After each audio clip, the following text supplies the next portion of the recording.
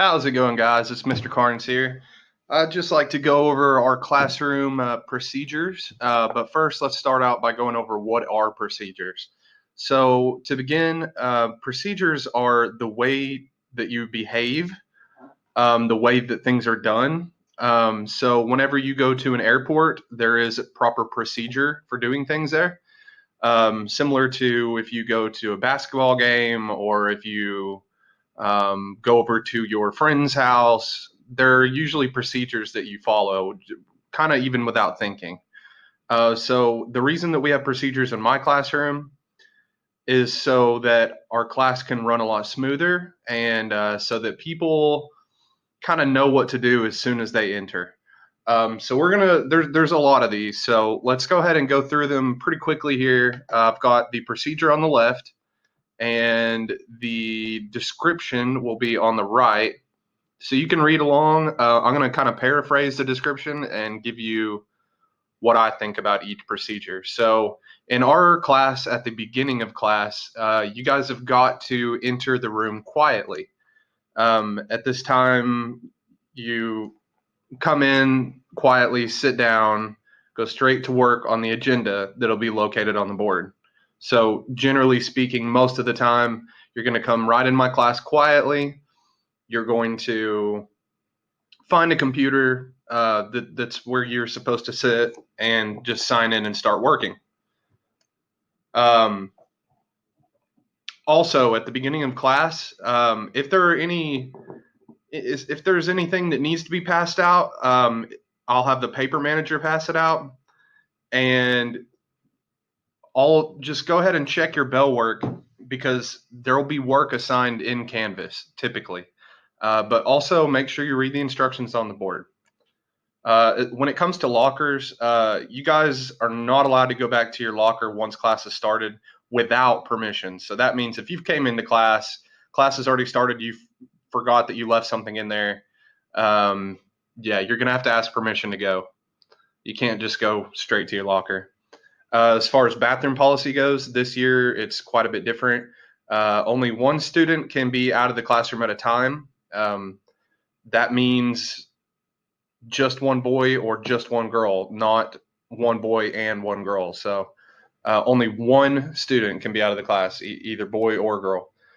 You should only ask to go for an emergency. And if you leave, you've got to sign a sign out sheet and fill out the time in and out.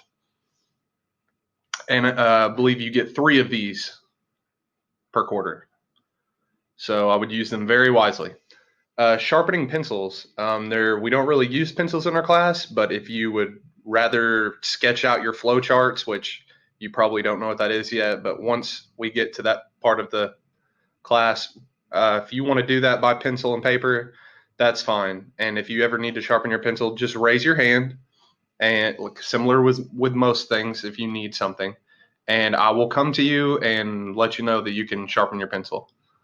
Passing out papers. Any papers that need to be passed out during my class will be done by the paper manager or myself or both. And then that's pretty simple. Finishing work early. If you finish your work early, there you're to work on any homework for like a different class or obviously for my class. You could read a book. Now, I do have a pretty big classroom library that you can select from. You can turn in late work or do the bonus assignments that I typically assign. And if you're still kind of confused, there's a poster on the back wall that's called the finished poster. And it's got a lot of things that you can, it's got a lot of ideas of things you can do if you're done with your work. At the end of class, guys, I'm going to give you about 5 to 7 minutes to complete your duties in order to go to the next class. And you'll know that it's time to start packing up because I'll either start playing music or I'll just say something about how it's time to start getting ready to go.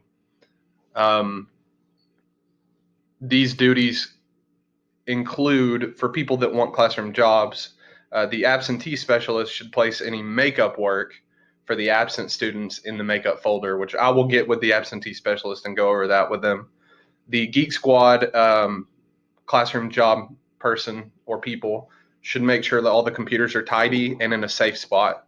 So that includes checking the desk to make sure the computers aren't in a spot where they might tip over or something. And then the Keep Our Classroom Beautiful crew should make sure that there's no trash on the floor and probably help clean tables or just kind of like move the tables where they look good.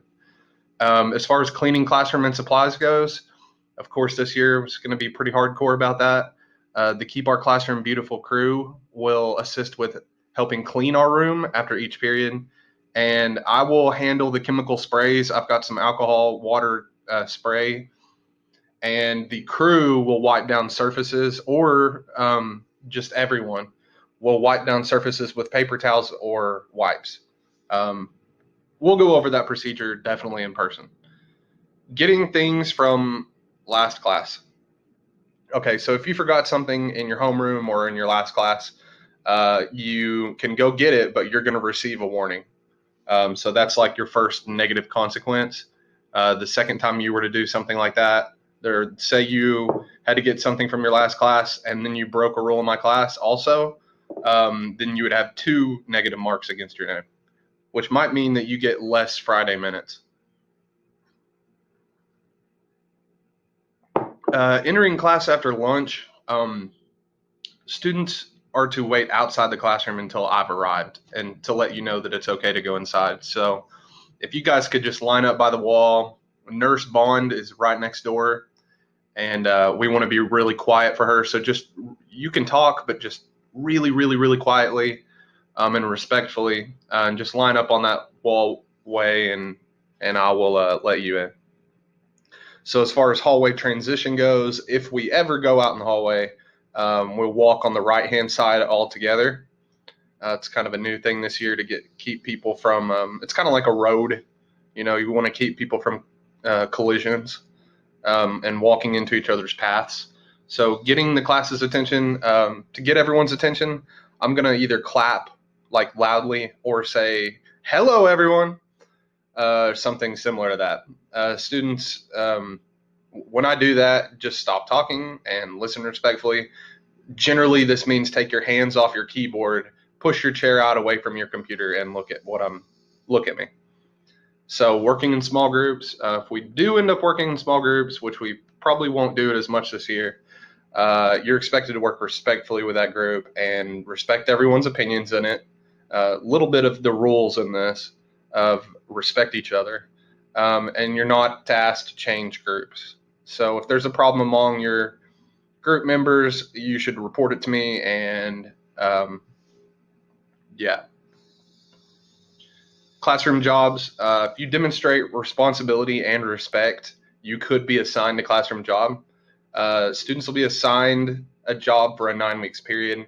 And if you're not doing your job correctly or at all, or you're not here enough, then unfortunately you'll have to be replaced with someone else. So what to do if a classroom visitor or if the phone rings happens? If an unexpected visitor comes or the phone rings, I expect everyone to remain quiet and respectful, either towards that visitor or towards me while I'm talking on the phone. If you need to get a Kleenex, you can just get up from your seat and get a Kleenex, as long as it's not in the dead middle of me talking and giving like a lesson or something.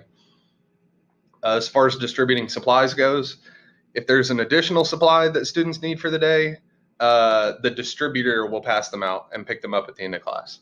So if you need extra supplies, I have lots of them. Just ask, and we'll get the distributor to give those to you and pick them back up at the end of class. Talking volume, talking's fine while you're working on assignments, but the noise level needs to stay to a quiet inside tone. So that means I don't mind if you talk a little bit while I'm not talking while you're working on the assignment. Obviously, don't cheat, don't say disrespectful things to each other or anything like that. But yeah, pretty much common sense. If it gets too loud, then I'll just start taking away Friday minutes, or I don't know, picking on the loudest person. Putting up chairs once a week or possibly even twice a week. We may need to stack our chairs for our classroom to be cleaned by the janitors. And then checking in and checking out tablets. This only applies to 8th grade.